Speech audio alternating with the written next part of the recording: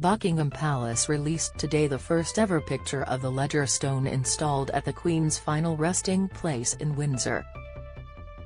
The new black stone slab presents in brass lettering the name of Her Majesty underneath those of her parents, King George VI and Queen Elizabeth the Queen Mother, and above the one of the late Duke of Edinburgh. The stone slab also includes the years in which the four royals were born and died.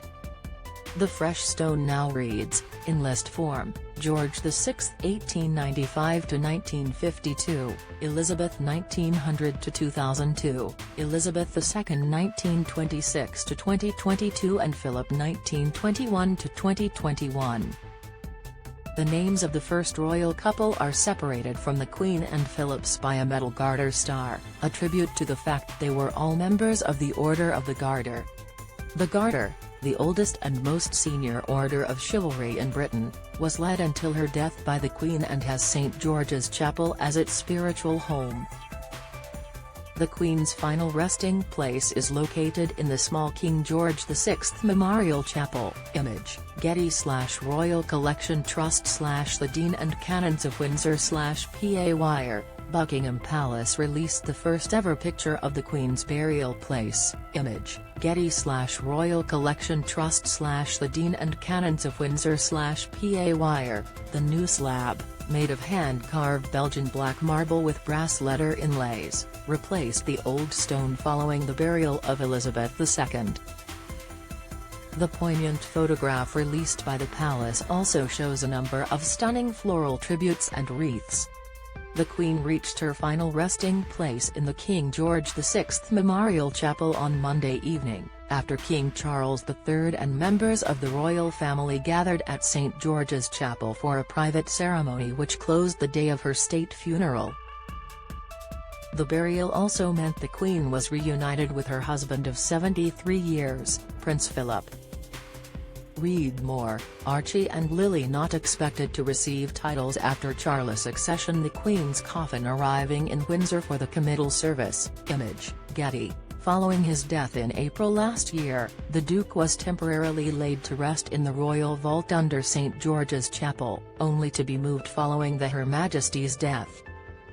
The King George VI Memorial Chapel, which sits within the walls of St George's Chapel, was commissioned by the Queen in 1962 as a burial place for her father. It was designed by George Pace and finished in 1969. The Queen's sister, Princess Margaret, who was cremated and temporarily placed in the royal vault following her death on February 9, 2002, was also laid to rest in the small chapel after the Queen Mother died at the end of March that same year.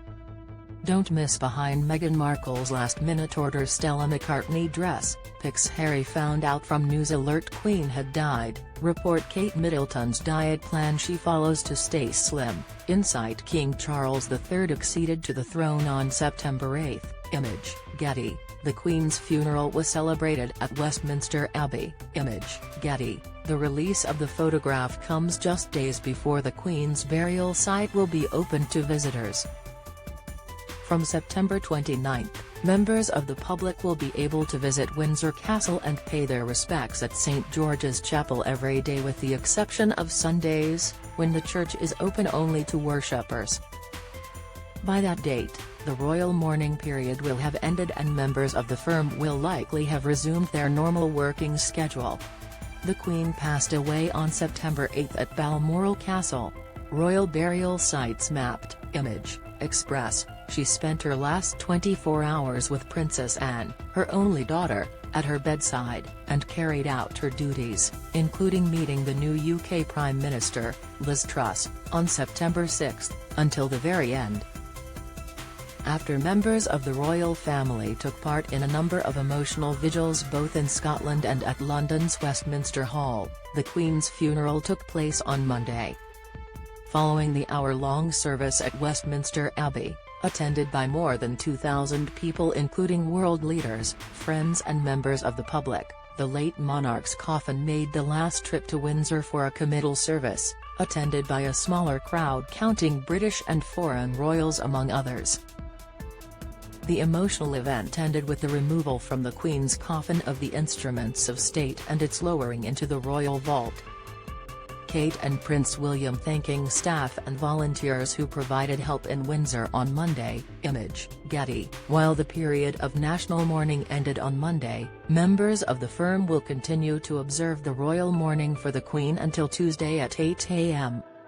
Despite not being expected to make any public appearance while mourning, Princess Anne, Prince Edward and the Prince and Princess of Wales all stepped out to thank either members of the armed forces or staff and volunteers who helped support the crowds or run the funeral-related events smoothly. King Charles travelled to Scotland on Tuesday with Camilla, the Queen consort, to rest for a few days while still dealing with the government's red boxes and his new daily duties as head of state.